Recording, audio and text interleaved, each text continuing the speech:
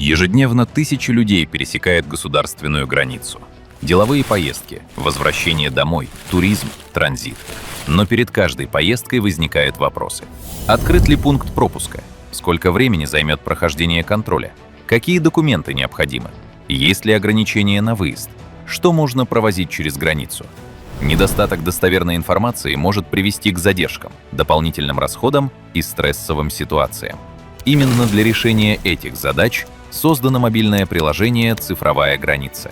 Главная цель – обеспечить граждан и гостей страны официальной и актуальной информацией о порядке пересечения государственной границы. Сервис объединяет данные по всем направлениям – наземным и авиационным пунктам пропуска.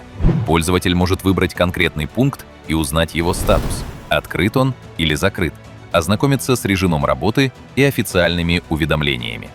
По отдельным участкам границы доступна информация о текущем движении и количестве людей, проходящих контроль в режиме онлайн. Это помогает заранее оценить ситуацию и спланировать маршрут. Здесь собраны правила пересечения границы, перечень необходимых документов, таможенные нормы, а также список запрещенных к провозу предметов и веществ. Дополнительно доступны сервисы подготовки к поездке, проверка штрафов и возможных ограничений на выезд.